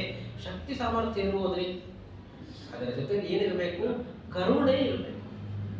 ಕಾರುಣ್ಯ ಎನ್ನುವಂತದ್ದು ಇರಲೇಬೇಕು. ಶಕ್ತಿ ಸಾಮರ್ಥ್ಯ ಇದ್ದವರ ಹತ್ರಲ್ಲ ಕಾರುಣ್ಯ ಇರಬೇಕು ಅಂತೇನಿಲ್ಲ, ಅಹಂಕಾರ ಬಂದು ಬಿಡುತ್ತೆ. ಆದರೆ ಅಪಾರವಾಗಿರ್ತಕ್ಕಂತಹ ಕರುಣಾ ಶಾಲೆಗಳು ಅದು ಆಚಾರ್ಯನೂ ಆಗಿದ್ದಾರೆ. ಆ ದೃಷ್ಟಿಯಿಂದ ಎಲ್ಲ ಗುಣ ಪರಿಪೂರ್ಣರಾಗಿದ್ದಾರೆ ಅಂತ ಅವರನ್ನ ಗುರುಗಳು ಅಂತ, ವಿಶ್ವಗುರುಗಳು ಅಂತ ಗುರುತಿಸತಕ್ಕಂಥ. ಆದ್ರಿಂದ ವೇದ ಮಂತ್ರವೇ ವಿಶೇಷವಾಗಿ ಪವಮಾನ ಸೂಕ್ತ ಅವರನ್ನ ಕೊಂಡಾಡತಕ್ಕಂಥದ್ದು. ವಾಯುದೇವರನ್ನು ಆ ರೀತಿ ಚಿಂತನೆ ಮಾಡಬೇಕು ಅಂತ ಹೇಳುತ್ತೆ. ಏನ್ ಚಿಂತನೆ? ಭಯ ಪರಿಹಾರಕರು, ಅಭಯಪ್ರದರು ಅಂತಲೇ ಚಿಂತನೆ ಮಾಡಿ. ಏನು ಭಯ? ಐಹಿಕ ಭಯ, ಶರೀರಕ್ಕೆ ಬರುವಂತಹ ರೋಗ ರುಜಿನಾದಿಗಳಿಂದ ಬರತಕ್ಕಂತಹ ಭಯ. ಆಮುಷ್ಮಿಕ ಪಾರತ್ರಿಕ ಲೋಕದ ಭಯ. ಈ ರೀತಿಯಾಗಿ ದ್ವಿವಿಧವಾಗಿರತಕ್ಕಂತಹ ಭಯಗಳಿಂದ ಪರಿಹಾರ ಮಾಡ್ತಾರೆ ವಾಯುದೇವರು ಅಂತ ಅವರನ್ನು ಉಪಾಸನೆ ಮಾಡಿ ಚಿಂತನೆ ಮಾಡಿ ಅಂತ ಪವಮಾನ ಸೂಕ್ತ. ಯದಂತಿ ಯಚ್ಚ ದೂರಕ್ಕೆ ಭಯಂ ವಿಂದತಿ ಮಾಮಿಹ ಪವಮಾನ ವಿದಜ್ಜಹಿ ಅಂತ ಈ ಮಂತ್ರ, ವೇದ ಮಂತ್ರ ವಾಯುದೇವರನ್ನ ಸ್ತೋತ್ರ ಮಾಡತಕ್ಕಂಥದ್ದು ಈ ರೀತಿ. ಹೀಗೆ ಈ ರೀತಿ ಭಯ, ಭೀಮ ಎಂಬಂತಹ ಶಬ್ದ ವಿಶೇಷವಾಗಿ ವಾಯುದೇವರ ಮೂಲ ರೂಪವನ್ನು, ಅವತಾರ ತ್ರಯಗಳನ್ನು ಕೂಡ ಸುಂದರವಾಗಿ ವರ್ಣನೆ ಮಾಡತಕ್ಕಂಥದ್ದು ಅನೇಕ ಅರ್ಥಗಳಲ್ಲಿ ದಾಸರು ಕೊಂಡಾಡಿದ್ದಾರೆ. ಅಂಜಿ ಕಿನ್ಯಾತಕಯ್ಯ ಸಜ್ಜನರಿಗೆ ಭಯವು ಇನ್ಯಾತಕಯ್ಯ, ಸಂಜೀವರಾಯರ ಸ್ಮರಣೆ ಮಾಡಿದವ ಸಂಜೀವರಾಯ. ಸಂಜೀವನವರು ಯಾರು ಶರಣಾಗತರಾಗ್ತಾರೆ, ವಿಶೇಷವಾಗಿ ಉಪಾಸನೆ ಮಾಡ್ತಾರೆ, ಚಿಂತನೆ ಮಾಡ್ತಾರೆ, ಅವರಿಗೆ ಜೀವನವನ್ನ ಒಳ್ಳೆ ಜೀವನವನ್ನ ಕೊಡತಕ್ಕಂಥದ್ದು ಅಂತಹ ವಾಯುದೇವರಿದ್ದಾಗ ಅಂಜಿಕಿನ್ಯಾತಕಯ್ಯ ಅಂತ ಅವರನ್ನ ಸ್ತೋತ್ರ ಮಾಡ್ತಾರೆ, ಕೊಂಡಾಡ್ತಾರೆ ಕೀರ್ತನೆಯಲ್ಲಿ ಪುರಂದರದಾಸರು. ಹೀಗೆ ಆ ವಾಯುದೇವರ ವಿಶೇಷವಾಗಿರತಕ್ಕಂತಹ ಆ ಭೀಮ ವ್ಯಕ್ತಿತ್ವ ಅಂತ ಹೇಳಿದ್ದಾರೆ. ಭೀಮಗಾತ್ರ, ಭೀಮ ವ್ಯಕ್ತಿತ್ವ ಅಂದ್ರೆ ಈ ರೀತಿಯಾಗಿರ್ತಕ್ಕಂಥ ರೀತಿಯಲ್ಲಿ ಭೀಮ ಶಬ್ದ ಅಂತ, ಇದು ಕೂಡ ವೈದಿಕ ಶಬ್ದ ಅಂತ ಅದನ್ನ ಕೊಂಡಾಡತಕ್ಕಂಥದ್ದು. ವಾಯು ಭೀಮ. ಮೂರನೆಯದಾಗಿರ್ತಕ್ಕಂಥದ್ದು ಭೀಮನಾದ. ಭೀಮನಾದ ಭಯಂಕರವಾಗಿ, ಭೀಮ ಅಂದ್ರೆ ಭಯಂಕರ ಅಂತ ಇಟ್ಟುಕೊಂಡಾಗ ಭಯಂಕರವಾಗಿರ್ತಕ್ಕಂಥ ನಾದ, ಧ್ವನಿ ಎಂಬಂತ ಅರ್ಥದಲ್ಲಿ ಭೀಮ ಅಂತ ಹೇಳುತ್ತೆ. ಇದೆಲ್ಲವೂ ಕೂಡ ಹೇತುಗರ್ಭ ವಿಶೇಷಣಗಳನ್ನಾಗಿ ಸೂಚನೆ ಮಾಡ್ತಾರೆ. ಅಂದ್ರೆ ಯಸ್ಮಾತ್ ಕಾರಣ ವಾಯು ತಸ್ಮಾತ್ ವಿಶಿಷ್ಟ. ಯಾವ ಕಾರಣದಿಂದ ವಾಯುದೇವರಿಗೆ ವಾಯು ಅಂತ ಹೆಸರು, ಆದ್ರಿಂದಲೇ ಅವರು ವಿಶಿಷ್ಟ ದೇವತೆ. ಈ ಕೆಲಸವನ್ನು ಬೇರೆ ಯಾರು ಮಾಡ್ಲಿಕ್ಕೆ ಸಾಧ್ಯ ಇಲ್ಲ. ಯಸ್ಮಾತ್ ಕಾರಣಾತ್ ವಾಯು ಭೀಮ ತಸ್ಮಾತ್ ವಿಶಿಷ್ಟ. ಯಾವ ಕಾರಣದಿಂದ ವಾಯುದೇವರು ಭೀಮ ಅಂತ ಅನಿಸಿಕೊಂಡಿದ್ದಾರೆ, ಆ ಗುಣಗಳು ಯಾವುದು ಇತರ ದೇವತೆಗಳಲ್ಲಿ ಇಲ್ಲ, ಆದ್ರಿಂದ ಅವರು ವಿಶಿಷ್ಟ ದೇವತೆ. ಯಸ್ಮಾತ್ ಭೀಮನಾದ ತಸ್ಮಾತ್ ವಿಶಿಷ್ಟ. ಪ್ರತಿಯೊಂದು ಕೂಡ ಹೇತುಗರ್ಭ ವಿಶೇಷಣವನ್ನಾಗಿ ಇಟ್ಟುಕೊಳ್ಳತಕ್ಕಂಥದ್ದು. ಆ ದೃಷ್ಟಿಯಿಂದ ಇಲ್ಲಿ ಭಯಂಕರವಾಗಿರತಕ್ಕಂಥ ಧ್ವನಿಯನ್ನ ಹೊರಡಿಸ್ತಾರೆ ವಾಯುದೇವರು, ಆದ್ದರಿಂದ ಅವರಿಗೆ ಭೀಮನಾದ ಅಂತ ಹೆಸರು. ಯಾಕೆಂದ್ರೆ ಛಾಂದೋಗ್ಯ ಉಪನಿಷತ್ತಲ್ಲಿ ಬರತಕ್ಕಂತಹ ವಿಷಯ ಆಚಾರ್ಯರು ಭಾಷೆದಲ್ಲೇ ಉಲ್ಲೇಖ ಮಾಡ್ತಾರೆ. ಭಗವಂತನ ಧ್ವನಿ, ಭಗವಂತನ ಸ್ವರ, ಭಗವಂತ ಮಾತಾಡ್ತಾನೆ. ದೇವತೆಗಳು ಬಂದಾಗ ಅವರ ಪ್ರಾರ್ಥನೆಯನ್ನು ಕೇಳ್ತಾನೆ, ಭಗವಂತ ಅವರ ಜೊತೆ ಮಾತಾಡ್ತಾನೆ, ಅವರಿಗೆ ಅನುಗ್ರಹ ಮಾಡ್ತಾನೆ. ಅವತಾರಗಳಲ್ಲಿ ಕೂಡ ಭಗವಂತ ಎಲ್ಲ ತನ್ನ ಭಕ್ತರ ಜೊತೆಯಲ್ಲಿ ಮಾತಾಡ್ತಾನೆ, ವ್ಯವಹಾರವನ್ನ ಮಾಡ್ತಾನೆ. ಆ ಭಗವಂತ ಮಾತಾಡುವಂತ, ವ್ಯವಹಾರ ಮಾಡುವಂತ ಸಮಯದಲ್ಲಿ ಭಗವಂತನ ಧ್ವನಿ ಹೇಗಿರುತ್ತೆ? ನಮಗೆ ಮನುಷ್ಯರ ಧ್ವನಿ ಗೊತ್ತು, ಪಶು ಪಕ್ಷಿ ಮೃಗ ಇವುಗಳ ಧ್ವನಿ ಗೊತ್ತು ಬಿಟ್ರೆ ಅಲೌಕಿಕವಾಗಿರತಕ್ಕಂತಹ ಧ್ವನಿ ಅಂದ್ರೆ ಅದು ಹೇಗಿರುತ್ತೆ ಅಂತ ಆ ವಿಷಯವನ್ನು ವಿಶ್ಲೇಷಣೆ ಮಾಡ್ತಾ ಛಾಂದೋಗ್ಯ ಉಪನಿಷತ್ತು ಹೇಳ್ತಕ್ಕಂಥದ್ದು ಬೇರೆ ಏನೋ ಹೇಳ್ಬಿಟ್ರೆ ನಮ್ಗೆ ಗೊತ್ತೇ ಆಗೋದಿಲ್ಲ. ಯಾಕೆ ಅದು ಯಾವುದನ್ನು ನಾವು ಕೇಳಲೂ ಇಲ್ಲ. ನಾವು ಕೇಳಿರುವಂತಹ ವಿಷಯ ಅಥವಾ ಧ್ವನಿಯನ್ನು ಹೇಳಿದ್ರೆ ಹೀಗೆ ಅಂತ ಊಹಿಸಿಕೊಳ್ಳಬಹುದು. ಆ ವಿಷಯವನ್ನು ಹೇಳ್ತಾ ಛಾಂದೋಗ್ಯ ಉಪನಿಷತ್ತು ಹೇಳ್ತಕ್ಕಂಥದ್ದು ವಿಷ್ಣೋ ಸ್ವರ ವೃಷಭವತ್ ಅಂತ ಹೇಳ್ತಾರೆ. ವೃಷಭ ಒಂದು ಹೋರಿ, ಎತ್ತು. ಅದೇ ರೀತಿಯಲ್ಲಿ ಭಗವಂತನ ಅಂದ್ರೆ ಎತ್ತಿನಂತೆ ಗುಟುರು ಹಾಕುವುದಂತಲ್ಲ, ಎತ್ತಿನಂತೆ ಗಂಭೀರವಾಗಿರತಕ್ಕಂಥ ಧ್ವನಿ ಅದು ಭಗವಂತನದ್ದು. ವಿಷ್ಣು ಸ್ವರ ವೃಷಭವತ್ ಅಂತ ಹೇಳ್ತಾರೆ. ಮುಂದುವರೆದಲ್ಲಿ ಹೇಳ್ತಕ್ಕಂಥದ್ದು ಭಗವಂತನ ಧ್ವನಿ ಸ್ವರ ಹೀಗಾದ್ರೆ ವಾಯುದೇವರ ಧ್ವನಿ ಹೇಗಿದೆ ಅಂತ ಆ ವಾಯುದೇವರ ಧ್ವನಿಯನ್ನು ಕೂಡ ವಿಶ್ಲೇಷಣೆ ಮಾಡುವಾಗ ಹೇಳ್ತಕ್ಕಂಥದ್ದು ಮೃದು ಮೇಘ ಸ್ವರೋ ವಾಯೋಹೋ ಅಂತ ಹೇಳ್ತಾರೆ. ಮೃದು ಮೇಘ, ಮೇಘ ಅಂದ್ರೆ ಮೋಡ, ದೊಡ್ಡ ಮೋಡ ಅಲ್ಲ, ಬೇಕಾದಷ್ಟು ನೀರು ತುಂಬಿಕೊಂಡು ದೊಡ್ಡದಾಗಿರ್ತಕ್ಕಂಥ ಮೋಡದ ಗುಡುಗಿನ ಅಂತೆಲ್ಲ. ಮೃದು ಮೇಘ ಚಿಕ್ಕ ಚಿಕ್ಕ ಸ್ವಲ್ಪ ನೀರು ತುಂಬಿಕೊಂಡಿರ್ತಕ್ಕಂಥ ಚಿಕ್ಕ ಮೋಡ ಇರುತ್ತಲ್ವ, ನಿಧಾನವಾಗಿ ಗುಡುಗದು. ಆ ರೀತಿ ಗುಡುಗಿನಂತೆ ಗಂಭೀರವಾಗಿರತಕ್ಕಂಥ ಧ್ವನಿ ಅದು ವಾಯುದೇವರದ್ದು ಅಂತ ಈ ವಿಷಯವನ್ನ ಛಾಂದೋಗ್ಯ ಉಪನಿಷತ್ತು ಹೇಳತಕ್ಕಂಥದ್ದನ್ನು ಆಚಾರ್ಯರು ಭಾಷೆಯಲ್ಲಿ ಉಲ್ಲೇಖ ಮಾಡ್ತಾರೆ. ಮೃದು ಮೇಘ ಸ್ವರೋ ವಾಯೋ, ಈ ರೀತಿ ಅವರು ಭೀಮನಾದರು ಅಂದ್ರೆ ಅವರ ಧ್ವನಿ ವಸ್ತುತಸ್ತು ಈ ರೀತಿ. ಆದರೆ ಅಂತಹ ಧ್ವನಿ ವಾಯುದೇವರಿಗೆ ಅದು ಮಾತ್ರ ಅಲ್ಲ, ವಾಯು ಸ್ವರಪತಿ ಸದಾ ಅಂತ ಹೇಳತಕ್ಕಂಥದ್ದು ಉಪನಿಷತ್ತು. ಸ್ವರಪತಿ ಅವರು ಯಾವುದೇ ಕಾಲದಲ್ಲಿ ಯಾವುದೇ ಸ್ಥಳದಲ್ಲಿ ಯಾವುದೇ ಪದಾರ್ಥದಿಂದ ಎಂತಹದೇ ಧ್ವನಿ ಬಂದರೂ ಕೂಡ ಆ ಎಲ್ಲ ಧ್ವನಿಗಳಿಗೂ ನಿಯಾಮಕರಾಗಿರತಕ್ಕಂಥದ್ದು ಸ್ವತಃ ವಾಯುದೇವರೇ. ಆದ್ದರಿಂದ ಅವರನ್ನ ಸ್ವರಪತಿ ಅಂತ ಹೇಳ್ತಾರೆ. ನಾವು ಮಾತಾಡ್ತೇವೆ, ಪಾಠ ಹೇಳ್ತೇವೆ, ಪ್ರವಚನ ಮಾಡ್ತೇವೆ, ಹಾಡುಗಳನ್ನು ಹೇಳ್ತೇವೆ, ಮಾತಾಡ್ತೇವೆ. ನಾವು ಮಾತಾಡುವಾಗ ಬಾಯಿಯಿಂದ ಏನು ಬರ್ತದೆ? ವಾಕ್ಯಗಳು, ಶಬ್ದಗಳು ಏನು ಅಲ್ವೇ ಇಲ್ಲ, ಧ್ವನಿ ಬರ್ತದೆ. ಆಯ್ತು, ಧ್ವನಿ ಬರುವುದಾದ್ರೆ ಕೂಡ ಇಲ್ಲಿ ಸೌಂಡ್ ಬಾಕ್ಸ್ ಇದ್ದವರು ಧ್ವನಿ ಬರ್ತದೆ, ಸೌಂಡ್ ಬಾಕ್ಸ್ ಹೋದ್ರೆ ಧ್ವನಿ ಬರೋದು. ಮತ್ತೆ ಬಾಯಿಂದ ಬರೋದು ಬರೀ ಗಾಳಿ, ಬಾಯಿಂದ ಬರೋದು ಬರೀ ಗಾಳಿ. ಆಯಾ ಗಾಳಿಗೆ ಏನಾಗುತ್ತೆ, ಒಳಗಿನಿಂದ ಆಯಾ ಸ್ಥಳದಲ್ಲಿ ಆ ತಾಡನ ಅಂತ ಹೇಳ್ತೇವೆ, ಸ್ವರಾಘ, ಅದು ಆದಾಗ ಏನಾಗುತ್ತೆ, ಧ್ವನಿಯ ರೂಪದಲ್ಲಿ ಹೊರಗೆ ಬರತಕ್ಕಂತಹದ್ದು ಗಾಳಿ. ಆ ಧ್ವನಿಗೆ ನಾವೇನು ಮಾಡ್ತೇವೆ, ಅಂತ ಹೇಳಿದಾಗ ಅಂತ ಹೇಳ್ತೇವೆ, ಅಂತ ಹೇಳಿದಾಗ ಈ ಅಕ್ಷರ ಅಂತ ನಮ್ಗೆ ಗೊತ್ತಾಗಿಬಿಡುತ್ತದೆ.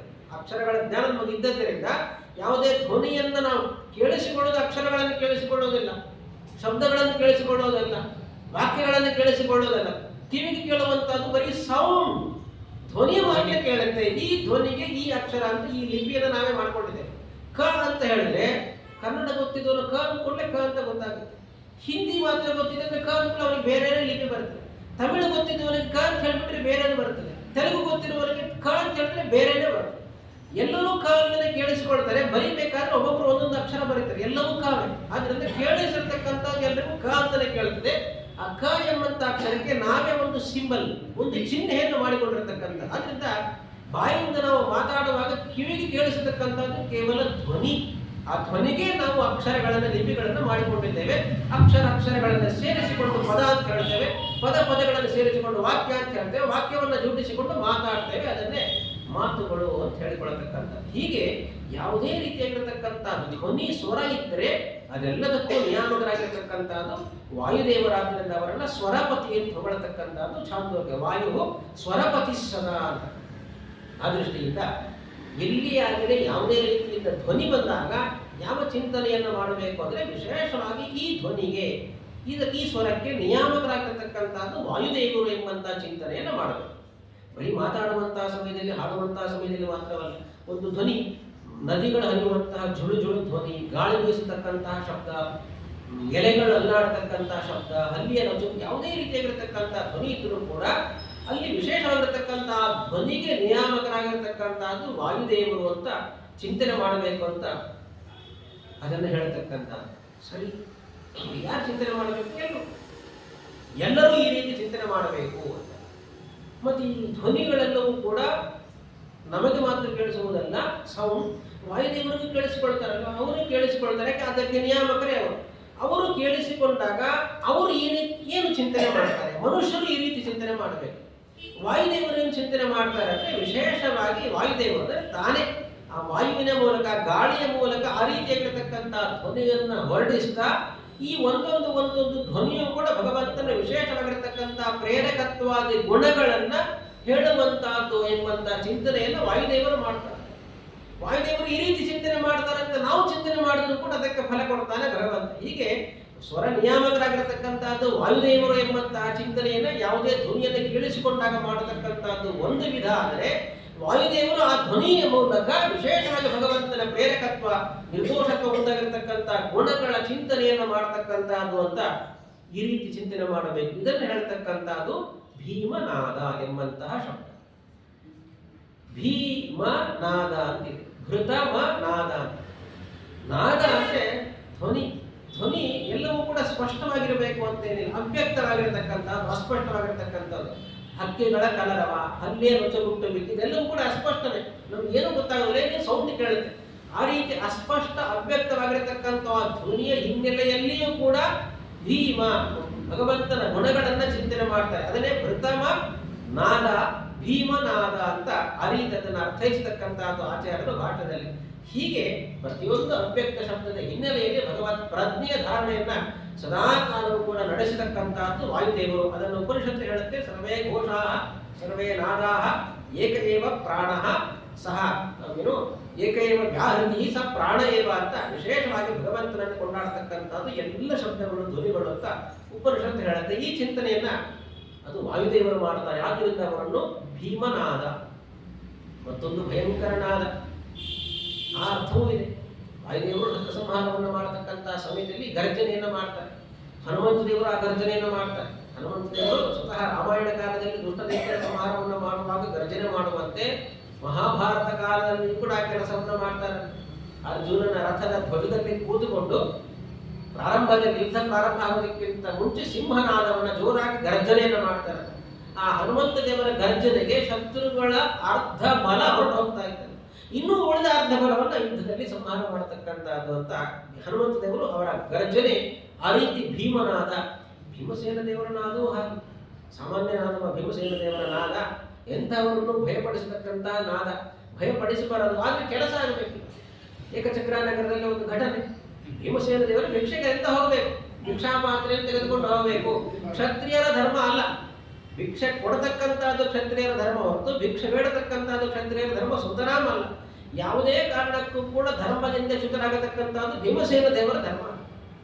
ಆದ್ರಿಂದ ಭೀಮಸೇನ ದೇವರು ಆ ರೀತಿ ಧರ್ಮವನ್ನೇ ಬಿಟ್ಟು ಹೋಗ್ಲಿಕ್ಕೆ ಸಾಧ್ಯ ಇಲ್ಲ. ಆದ್ರೆ ಅಣ್ಣ ಹೇಳಿದ್ದಾರೆ ಯುಧಿಷ್ಠಿರ ಭಿಕ್ಷೆಗೆ ಹೋಗ್ಬೇಕು, ಏನ್ ಮಾಡ್ಬೇಕು, ಹೋಗಿ ಮನೆ ಮುಂದೆ ಹೋಗಿ ಭಗವತಿ ಭಿಕ್ಷಾಂ ದೇಹಿ ಅಂತ ಹೇಳುವಾಗ ಇಲ್ಲವೇ ಹೋಗಿಬಿಟ್ಟು ಭಿಕ್ಷಾಪಾತ್ರ ಹಿಡ್ಕೊಂಡು ಜೋರಾಗಿ ಹುಂಕಾರ, ಭೀಮನಾದ, ಅದೇ ಭೀಮಸೇನ ದೇವರ ನಾದ.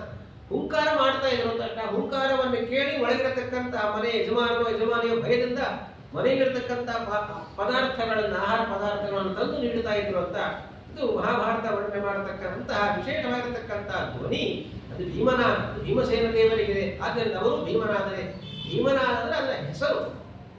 ಆಚಾರ್ಯನಾದೂ ಹಾಗೆ ನಿನ್ನೆ ದಿವಸ ನೋಡಿದಾಗೆ ಅವರ ಕಂಠದಿಂದ ಉಪನಿಷತ್ತಿನ ವೇದಗಳ ಮಂತ್ರಗಳು ಬರ್ತಾ ಇರತಕ್ಕಂತಹ ಸಮಯದಲ್ಲಿ ಆ ಕತ್ತನ್ನ ಆ ಜಟ್ಟಿಗಳಿಬ್ಬರು ಮಲ್ಲರು ಎಷ್ಟು ಹಿಡಿದರೂ ಕೂಡ ಆ ನಾದ ಧ್ವನಿ ಕಡಿಮೆ ಆಗಲಿಲ್ಲ ಹೊರತು ಹೆಚ್ಚು ಹೆಚ್ಚು ಬರ್ತಾ ಇದೆ.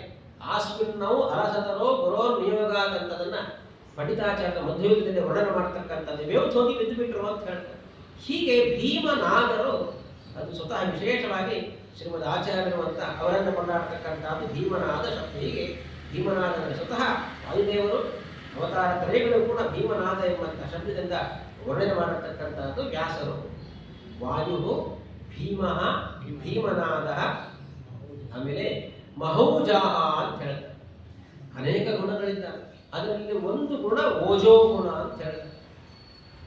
ಓಜೋ ಗುಣ ಅಂದ್ರೆ ಅಭಿಭವ ಶಕ್ತಿತಃ ಓಜಃ ಅಂತ ಅದನ್ನ ವರ್ಣನೆ ಮಾಡತಕ್ಕಂಥದ್ದು ಭಾಗವತದಲ್ಲಿ ಹೇಳುತ್ತೆ, ಮಹಾಭಾರತದಲ್ಲಿ ಬರತಕ್ಕಂಥದ್ದು ಅಭಿಭವ ಶಕ್ತಿತಃ ಓಜಃ ಅಂತ.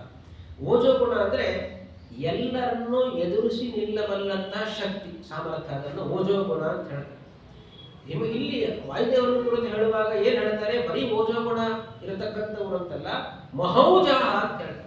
ಮಹೌಜ ಅಂದ್ರೆ ಯಾರಲ್ಲೂ ಇಲ್ಲದೆ ಇರತಕ್ಕಂಥ ರೀತಿಯಲ್ಲಿ ಆ ಓಜೋ ಗುಣ ವಿಶಿಷ್ಟವಾಗಿ ಹನುಮಂತ ದೇವರಲ್ಲಿ, ವಾಯುದೇವರಲ್ಲಿ ಮಾತ್ರವೇ ಇದೆ. ಆದ್ದರಿಂದ ಅವರನ್ನ ಮಹೌಜಾಹ ಅಂತ ಕರೆಯತಕ್ಕಂಥ. ವಿಶೇಷವಾಗಿ ಈ ಮಹೌಜಸ್ತ್ವ ಎನ್ನುವಂಥ ಗುಣವನ್ನ, ವಾಯುದೇವರ ಗುಣವನ್ನ ವರ್ಣನೆ ಮಾಡತಕ್ಕಂಥದ್ದು ಭಾಗವತದಲ್ಲಿ ಬರುತ್ತೆ. ದೇವತೆಗಳೆಲ್ಲರೂ ಕೂಡ ಭಗವಂತನ ಉಪಾಸನೆಯನ್ನು ಮಾಡಬೇಕು.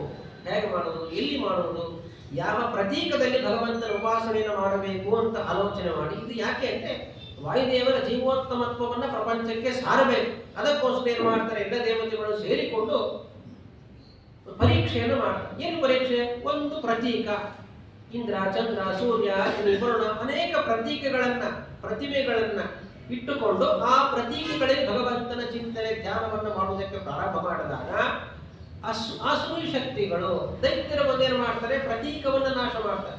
ಪ್ರತೀಕ ನಾಶ ಅಂದ್ರೆ ವಿಗ್ರಹವನ್ನು ಹೊಡೆದು ಹಾಕೋದು ಅದ್ಯಾವುದೂ ಅಲ್ಲ. ಪ್ರತೀಕ ನಾಶ ಅಂದ್ರೆ ಆ ಪ್ರತೀಕದಲ್ಲಿ ದೇವತೆಗಳಿಗೆ ಭಗವಂತನ ಧ್ಯಾನವನ್ನು ಮಾಡಲಿಕ್ಕೆ ಸಾಧ್ಯವೇ ಆಗುತ್ತೆ, ಆ ರೀತಿ ಮಾಡಿಬಿಡ್ತಾರೆ. ಹೀಗೆ ಎಲ್ಲ ಪ್ರತೀಕಗಳನ್ನ ನಾಶ ಮಾಡತಕ್ಕಂಥದ್ದು ದೈತ್ಯರು. ಕೊನೆಗೆ ಏನು ಮಾಡ್ತಾರೆ ಅಂದ್ರೆ ವಾಯು ಪ್ರತೀಕದಲ್ಲಿ ಭಗವಂತನ ಚಿಂತನೆಯನ್ನ ಧ್ಯಾನವನ್ನು ಮಾಡೋದಕ್ಕೆ ಪ್ರಾರಂಭ ಮಾಡ್ತಾರೆ ದೇವತೆಗಳು. ಯಥಾ ಪ್ರಕಾರ ಬಂದರು ಆಸುರಿ ಶಕ್ತಿಗಳು ವಾಯು ಪ್ರತೀಕವನ್ನು ನಾಶ ಮಾಡಬೇಕು ಅಂತ ಹೋದಾಗ ಸಾಧ್ಯ ಆಗಲಿಲ್ಲ. ಅದನ್ನ ಆ ವಿಷಯವನ್ನು ವರ್ಣನೆ ಮಾಡುತ್ತೆ ಸೂಕ್ತ. ವಿಶೇಷವಾಗಿ ವಾಯುದೇವರ ಶಕ್ತಿ ಸಾಮರ್ಥ್ಯ ಎಂತಹದ್ದು ಅಂದ್ರೆ, ಬಂಡೆ ದೊಡ್ಡದಾಗಿರ್ತಕ್ಕಂಥ ಬಂಡೆಯ ಮೇಲೆ ಮಣ್ಣಿನ ಹೆಂಟೆಯನ್ನು ಎಸೆದ್ರೆ ಏನಾಗುತ್ತೆ, ಏನು ಯಾವ ವಿಕಾರವೂ ಆಗೋದಿಲ್ಲ ಬಂಡೆಗೆ. ಮಣ್ಣಿನ ಹೆಂಟೆ ಪುಡಿ ಪುಡಿಯಾಗಿ ಬೀಳುತ್ತೆ. ಅದೇ ರೀತಿ ದೈತ್ಯರು ಮಾಡಿರುವಂತಹ ಆಸುರಿ ಶಕ್ತಿಗಳೆಲ್ಲವೂ ಕೂಡ ನಾಶವಾಗಿ ಹೋಯಿತು. ಆದ್ದರಿಂದ ಅವರನ್ನ ಆಖಣಾಶ್ಮ ಸಮ ಅಂತ ವರ್ಣನೆ ಮಾಡತಕ್ಕಂಥದ್ದು. ಹೀಗೆ ಉಪನಿಷತ್ತುಗಳು ಕೊಂಡಾಡ್ತಕ್ಕಂಥದ್ದು ವಾಯುದೇವರನ್ನ ಅವರ ಹೆಸರುಗಳಲ್ಲಿ ಒಂದು ವೈದಿಕ ನಾಮ ಆಖಣಾಶ್ಮ ಸಮ. ಇದು ವಾಯುದೇವರಲ್ಲಿರತಕ್ಕಂತಹ ಮಹೋಜಸ್ವವನ್ನು ಕೊಂಡಾಡತಕ್ಕಂಥದ್ದು. ಹನುಮಂತ ದೇವರು ಆ ಮಹೋಜಸ್ವ ಗುಣವುಳ್ಳವರೇ. ಸ್ವತಃ ರಾವಣ, ಅವನಿಗೆ ಪರಾಜಯ ಎಂಬುದೇ ಇಲ್ಲ.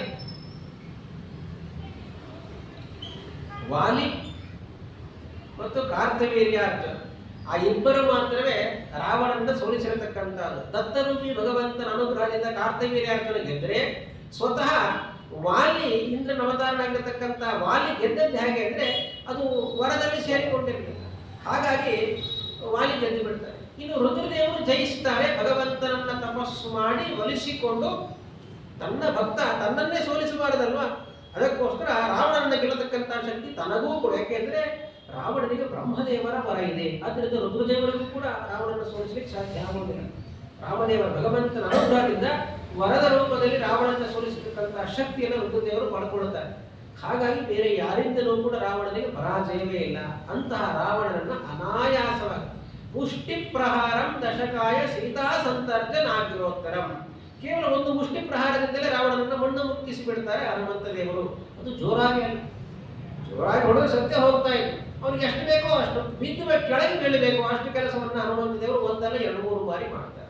ಹೀಗೆ ಹನುಮಂತ ದೇವರ ಮಹೋಜಸ್ವ ರಾವಣ ಕುಂಭಕರ್ಣನನ್ನು ಕೂಡ ಸೋಲಿಸಬಲ್ಲಂತಹ ಮಹೋಜಸ್ವ ಹನುಮಂತ ದೇವರಲ್ಲಿದೆ. ಭೀಮಸೇನ ದೇವರನ್ನ ಅನೇಕ ಆ ದೃಷ್ಟಾಂತಗಳಲ್ಲಿ ನೋಡ್ತೇವೆ. ದುಷ್ಟ ರೈತರ ಸಂಹಾರ ಕಾಲದಲ್ಲಿ ಮಾಡತಕ್ಕಂಥ ಬರೀ ಕೈಯಿಂದ ಯುದ್ಧಕ್ಕೆ ಹೋಗಬೇಕು. ಕುರುಕ್ಷೇತ್ರ ರಂಗದಲ್ಲಿ ಬಿಲ್ಲು ಬಾಣ ಧರಿಸಿಕೊಂಡು ಹೋಗ್ತಾನೆ, ಕವಚವನ್ನು ಹಾಕೊಂಡು ಹೋಗ್ತಾನೆ. ಅರ್ಜುನ ಎಲ್ಲ ಸೇನಾನಿಗಳು, ಭೀಮಸೇನ ದೇವರು ಏನೂ ಇಲ್ಲ, ಬರೀ ಕೈಯನ್ನು ಗದೆನಾದ್ರೂ ಹಿಡ್ಕೊಂಡು ಹೋಗೋ ಮಾರ, ಏನು ಬೇಡ. ಯಾಕೆ ಗದೆ ಬಿಲ್ಲು ಬಾಣ ಆಯುಧಗಳಿದ್ರೆ ಯಾರಿಗೆ ದೈಹಿಕ ಬಲ ಇಲ್ಲ ಅವರಿಗೆ ಎಕ್ಸ್ಟರ್ನಲ್ ಪವರ್ ಬೇಕಾಗ್ತದೆ. ಇಂಟರ್ನಲ್ ಪವರ್ ಇಲ್ಲ ಅಂದ್ರೆ ಎಕ್ಸ್ಟರ್ನಲ್ ಪವರ್ ಬೇಕಾಗ್ತದೆ. ಭೀಮಸೇನ ದೇವರಿಗೆ ಎಕ್ಸ್ಟರ್ನಲ್ ಪವರ್ ನೆಸಿಟಿನೇ ಇಲ್ಲ. ಅವ್ರು ಏನು ಮಾಡ್ತಾರೆ, ಯುದ್ಧ ರಂಗದಲ್ಲಿ ನೇರವಾಗಿ ಗಜ ಸೈನ್ಯದ ಒಳಗೆ ನುಗ್ಗಿ ಬಿಡ್ತಾರೆ. ಏನು ಮಾಡ್ತಾರೆ, ಒಂದು ಆನೆಯ ಸೊಂಡಿಲನ್ನು ಹಿಡಿದು ಎತ್ತಿಕೊಂಡು ಮತ್ತೊಂದು ಆನೆ ಹೊಡೆಯುತ್ತೆ. ಆ ಆನೆ ಸಾಯುತ್ತೆ, ಈ ಆನೆ ಸಾಯುತ್ತೆ. ಹೀಗೆ ಭೀಮಸೇನ ದೇವರ ಯುದ್ಧ ಅದು ನೋಡಿ ಯುದ್ಧರಂಗ ಬಿಟ್ಟು ಓಡಿ ಹೋಗಬೇಕು. ಇಂತಹ ಬಾಹುಬಲ ಮಹೋಜಸ್ವ ಅಪಾರವಾಗಿ ಭೀಮಸೇನ ದೇವರು ತೋರಿಸಿಕೊಟ್ಟಿದ್ದಾರೆ. ಬರಿಗೈಯಿಂದಲೇ ದೊಡ್ಡ ದೈತ್ಯರನ್ನು ಸಂಹಾರ ಮಾಡ್ತಾರೆ. ಬಕಾಸುರ, ಕಿಂಬೀರ, ಕೀಚಕನನ್ನು ಫುಟ್ಬಾಲ್ ಮಾಡಿಬಿಡ್ತಾರೆ ಅಂತ ಭೀಮಸೇನ ದೇವರು. ಏನು ಆಯುಧವೇ ಫುಟ್ಬಾಲ್ ಮಾಡಿ ಹಾಕಿಬಿಡ್ತಾರೆ. ಹೀಗೆ ಭೀಮಸೇನ ದೇವರ ಮಹೋಜಸ್ವ ಗುಣ ವಿಶೇಷವಾಗಿ ಮಹಾಭಾರತದ ಉದ್ದಗಲಕ್ಕೂ ಕಂಡು ಬರತಕ್ಕಂಥ. ಆದ್ದರಿಂದ ಮಹೋಜಾಹ ಅಂದ್ರೆ ಭೀಮಸೇನ ದೇವರು. ಆಚಾರ್ಯರು ಹಾಗೆ ಮಹೋಜಸ್ವ ಒಂದು ನಿಮಿಷದಲ್ಲಿ ಶತ್ರುಗಳನ್ನ ಪರಮಾದಗಳನ್ನ ಸೋಲಿಸತಕ್ಕಂತಹ ಮಹೋಜಸ್ವ ವಿಶೇಷವಾಗಿರ್ತಕ್ಕಂತಹ ಗುಣ ಅದು ಆಚಾರ್ಯರಲ್ಲಿ ಪರಿಪೂರ್ಣವಾಗಿದೆ. ಯಾವುದೇ ಇರಲಿ, ಎಂತಹ ಉದ್ಧಾಮ ಪಂಡಿತನೇ ಇರಲಿ, ಯಾವುದೇ ಮತವನ್ನ ಅಥವಾ ಯಾವುದೇ ದಾರ್ಶನಿಕನೇ ಆಗಲಿ, ಎಲ್ಲರನ್ನೂ ಕೂಡ ಸೋಲಿಸಬಲ್ಲಂತಹ ಮಹೋಜಸ್ವ ಅದು ವಿಶೇಷವಾಗಿ ಆಚಾರ್ಯರಲ್ಲಿದೆ. ಅದನ್ನ ತೋರಿಸಿಕೊಟ್ಟಿರತಕ್ಕಂಥದ್ದು ಪಂಡಿತಾಚಾರ್ಯ. 15 ದಿನಗಳ ಕಾಲ ಸಪ್ತಾಷ್ಟಾನಿ ದಿನಾನ್ನೇವಂ ವಾದಂ ಕೃತ್ವಾ ಸಹಾವುನ ನಿರುತ್ತರಂ ತಂ ನಿಶ್ಚೋದ್ಯಂ ಚಕ್ರೇ ಚಕ್ರಾಯುಧ ಪ್ರಿಯ ಅಂತ ಪಂಡಿತ ನಾರಾಯಣ ಪಂಡಿತರೇ ತಮ್ಮ ತಂದೆಯಾಗಿರ್ತಕ್ಕಂತಹ ತ್ರಿವಿಕ್ರಮ ಪಂಡಿತರು ಆಚಾರ್ಯರ ಜೊತೆಯಲ್ಲಿ 15 ದಿನಗಳ ಕಾಲ ವಾದವನ್ನು ಮಾಡ್ತಾರೆ. ಏನು ಆಚಾರ್ಯರಿಗೆ ತ್ರಿವಿಕ್ರಮ ಪಂಡಿತರು ಸೋಲಿಸುವುದಕ್ಕೆ 15 ದಿನಗಳು ಬೇಕಾಯಿತು? ಆಚಾರ್ಯರಿಗೆ ಬೇಕಾಗಿಲ್ಲ. ತ್ರಿವಿಕ್ರಮ ಪಂಡಿತರಿಗೆ ಆಚಾರ್ಯರ ಮಾತುಗಳನ್ನು ಅರ್ಥೈಸಿಕೊಳ್ಳುವುದಕ್ಕೆ 15 ದಿನಗಳು ಬೇಕಾಗ್ತದೆ. ಹಾಗಾಗಿ ಆಚಾರ್ಯರು ಒಂದು ಕ್ಷಣದಲ್ಲಿ ಜ್ಞಾನವನ್ನು ಕೊಡುತ್ತಾರೆ. ಆದರೆ ತ್ರಿವಿಕ್ರಮ ಪಂಡಿತರಿಗೆ ಆಚಾರ್ಯರನ್ನು ಅರ್ಥೈಸಿಕೊಳ್ಳುವುದಕ್ಕೆ ಒಪ್ಪಿಕೊಳ್ಳುವುದಕ್ಕೆ 15 ದಿನಗಳು ತಗಲಿದ್ದಾರೆ. ಆದ್ದರಿಂದ ನಿರುತ್ತರಂ ತಮ್ ನಿಶ್ಚೋದ್ಯಂ ಅಂತ ಹೇಳ್ತಾರೆ. ಆ ಆಚಾರ್ಯಗಳಿರ್ತಕ್ಕಂತಹ ಪ್ರಶ್ನೆಗಳಿಗೆ ತ್ರಿವಿಕ್ರಮ ಪಂಡಿತರ ಬಳಿ ಉತ್ತರ ಇಲ್ಲ, ಮತ್ತೆ ಕೇಳುವುದಕ್ಕೆ ಪ್ರಶ್ನೆಗಳೇ ಇಲ್ಲ. ನಿಶ್ಚೋದ್ಯಂ ಚಕ್ರೆ ಚಕ್ರಾಯುಧ ಪ್ರಿಯ. ನೋಡಿ, ಆಚಾರ್ಯರನ್ನು ಹೇಳ್ತಕ್ಕಂತಹ ವಿಶೇಷಣ ಪಂಡಿತಾಚಾರ್ಯ ಕೊಟ್ಟಿರ್ತಕ್ಕಂತಹದ್ದು ಚಕ್ರಾಯುಧ ಪ್ರಿಯ. ಭಗವಂತ ಕೈಯಲ್ಲಿ ಚಕ್ರವನ್ನು ಧರಿಸಿದ್ದಾರೆ ಅಂತ ಮುಗಿತು, ಶತ್ರುಗಳ ನಿರ್ನಾಮ. ಹಾಗೆ ಅಂತಹ ಚಕ್ರಾಯುಧ ಕೃಷ್ಣನಿಗೆ ಪ್ರೀತಿ ಪಾತ್ರರಾಗಿರ್ತಕ್ಕಂತಹ ಆಚಾರ್ಯರು ಅಂತ ಪಂಡಿತಾಚಾರ್ಯರೇ ವರ್ಣನೆ ಮಾಡ್ತಾರೆ. ಹೀಗೆ ಇಂತಹ ಅಗಾಧವಾಗಿರ್ತಕ್ಕಂತಹ ಮಹೋಜಸ್ಸು 15ನೇ ಸರ್ಗದಲ್ಲಿ ವಿಶೇಷವಾಗಿ ಸುಮಾರು 70-75 ಶ್ಲೋಕಗಳಲ್ಲಿ ವಾದವೈಖರಿಯನ್ನು ಅದ್ಭುತವಾಗಿ ಪಂಡಿತಾಚಾರ್ಯರ ವರ್ಣನೆ ಮಾಡ್ತಾರೆ. ಯಾವ ರೀತಿ ಆಚಾರ್ಯರು ವಾದದಲ್ಲಿ ಶತ್ರು ನಿಗ್ರಹವನ್ನು ಮಾಡ್ತಾ ಇದ್ರು ಅಂತ ತೋರಿಸಿಕೊಡುತ್ತಾರೆ. ಹೀಗೆ ಇಂತಹ ಆಚಾರ್ಯರ ಜೊತೆಯಲ್ಲಿ ವಾದವನ್ನ ಮಾಡಿ ಸೋತು ಶರಣಾಗತರಾಗಿ ಆಚಾರ್ಯರಿಂದಲೇ ಅವರ ವ್ಯಕ್ತಿತ್ವವನ್ನ ಗುರುತಿಸಿರತಕ್ಕಂತಹ ತ್ರಿವಿಕ್ರಮ ಪಂಡಿತರು ಈ ವಿಶೇಷವಾಗಿ ವಾಯುದೇವರ ಅಂದರೆ ಆಚಾರ್ಯರ ಆ ಮಹೋಜಸ್ವ ಗುಣವನ್ನು ಮಹೋಜಾಹ ಅಂತ ಈ ಒಂದು ಗುಣವನ್ನು ಇಟ್ಟುಕೊಂಡು ಒಂದು ಶ್ಲೋಕವನ್ನ ಸುಂದರವಾಗಿ ಸ್ತೋತ್ರ ಮಾಡ್ತಾರೆ ವಾಯುದೇವರನ್ನ. ತ್ರಿಶ್ವಪಿ ಏವ ಅವತಾರೇಶು, ಪೂರ್ಣ ಅವತಾರಗಳನ್ನು ತೋರಿಕೊಂಡು ವರ್ಣನೆ ಮಾಡಿ. ಯಾಕೆಂದ್ರೆ ಕಥೆಯನ್ನು ಗೊತ್ತಿರುವ ಹಾಗೆ ಕೃಷ್ಣನನ್ನ ಪೂಜೆ ಮಾಡುವಂತಹ ಸಂದರ್ಭ, ಕೃಷ್ಣನ ಪ್ರತಿಷ್ಠೆಯನ್ನು ಮಾಡಿದ್ದಾರೆ ಆಚಾರ್ಯರು. ಭಗವಂತನ ಕೃಷ್ಣನ ಪೂಜೆಯನ್ನು ಮಾಡ್ತಾ ಇದ್ದಾರೆ. ಇವತ್ತಿಗೂ ಸಂಪ್ರದಾಯ ಇದೆ, ಭಗವಂತನಿಗೆ ನೈವೇದ್ಯ ಸಮರ್ಪಣೆ ಮಾಡಬೇಕು. ನಾವೇನು ಮಾಡ್ತೀವಿ, ಆಹಾರ ಪದಾರ್ಥಗಳನ್ನ ಭಗವಂತನ ಮುಂಭಾಗದಲ್ಲಿ ಇಟ್ಟು ತುಳಸಿಯನ್ನು ಹಾಕಿ ಭಗವಂತನಿಗೆ ನೈವೇದ್ಯವನ್ನು ಸಮರ್ಪಣೆ ಮಾಡತಕ್ಕಂಥದ್ದು. ಅಲ್ಲಿ ಆ ರೀತಿ ಸಂಪ್ರದಾಯ ಇಲ್ಲ. ಅಲ್ಲಿರ್ತಕ್ಕಂತಹ ಸಂಪ್ರದಾಯ ಅಂದ್ರೆ ಎಲ್ಲ ಆಹಾರ ಪದಾರ್ಥಗಳನ್ನು ತಂದಿಟ್ಟು ಅದರ ಮೇಲೆ ತುಳಸಿಯನ್ನು ಹಾಕಿ ಯತಿಗಳು ಕೃಷ್ಣನ ಗರ್ಭಗೃಹವನ್ನು ಬಿಟ್ಟು ಹೊರಗಿನ ಒಂದು ಕೋಣೆ ಅಲ್ಲಿ ಬಂದು ಕೂತುಕೊಂಡು ಪ್ರಣವ ಜಪವನ್ನು ಮಾಡ್ತಾ ಇರ್ತಾರೆ. ಸ್ವಲ್ಪ ಹೊತ್ತು ಪ್ರಣವ ಜಪವನ್ನು ಮಾಡ್ತಾರೆ, ಬಾಗಿಲು ಹಾಕಿರ್ತಾರೆ. ಅಂದ್ರೆ ಸ್ವತಃ ಆ ಕಾಲದಲ್ಲಿ ಮಹಾಪೂಜೆಯನ್ನ ಭಗವಂತನಿಗೆ ಸಮರ್ಪಣೆಯನ್ನ ಪ್ರತಿನಿತ್ಯವೂ ಕೂಡ ಶ್ರೀಮದ್ ಆಚಾರ್ಯರೇ ಮಾಡತಕ್ಕಂತಹ ಒಂದು ದೃಢವಾಗಿರತಕ್ಕಂತಹ ನಿಶ್ಚಲ ನಂಬಿಕೆ ಇವತ್ತಿಗೂ ಇದೆ. ಹಾಗಾಗಿ ಎದ್ದು ಬಂದು ಬಿಡ್ತಾರೆ. ಅಲ್ಲಿ ಒಂದು ಪ್ರತ್ಯೇಕ ಮಳೆಯನ್ನು ಹಾಕಿ ಒರೆಸಿಟ್ಟು ಹೊರಗೆ ಬರ್ತಾರೆ. ಸ್ವಲ್ಪ ಹೊತ್ತು ಆದ್ಮೇಲೆ ಮತ್ತೆ ಅವರಿಗೆ ಹೋಗಿ ಬಾಗಿಲು ತೆಗೆದು ಹೋಗ್ತಾರೆ. ಇದು ಅಂದಿನಿಂದಲೂ ನಡೆದುಕೊಂಡು ಬಂದಿರತಕ್ಕಂತಹ ಸಂಪ್ರದಾಯ. ಹಾಗೆ ತ್ರಿವಿಕ್ರಮ ಪಂಡಿತರು ಆಚಾರ್ಯರು ಒಳಗಡೆ ಭಗವಂತನ ಪೂಜೆಯನ್ನು ಮಾಡತಕ್ಕಂಥದ್ದು ಹೊರಗೆ ದ್ವಾದಶ ಸ್ತೋತ್ರ ಆಚಾರ್ಯ ರಚನೆ ಮಾಡಿಕೊಟ್ಟಿದ್ದಾರೆ. ನೈವೇದ್ಯದ ಕಾಲದಲ್ಲಿ ದ್ವಾದಶ ಸ್ತೋತ್ರ ಪಠನ ಮಾಡಬೇಕು. ಪ್ರಥಮಾಧ್ಯಾಯ, ದ್ವಿತೀಯಾಧ್ಯಾಯ ಆಯಿತು, ದ್ವಾದಶಾಧ್ಯಾಯ ಆಗುವುದು. ಬಾಗಿಲು ತೆರಳಿಲ್ಲ, ಏನು ಬಾಗಿಲು ತೆರಳಿಲ್ಲ ಅಂತ ಬಾಗಿಲ ಸಂದಿನಿಂದ ನೋಡಿದಾಗ ಅಲ್ಲಿ ಆಚಾರ್ಯರು ಅವತಾರ ತ್ರಯಗಳನ್ನು, ಹನುಮದ ಅವತಾರ, ಭೀಮಾವತಾರ ಆಚಾರ್ಯರಿದ್ದಾರೆ.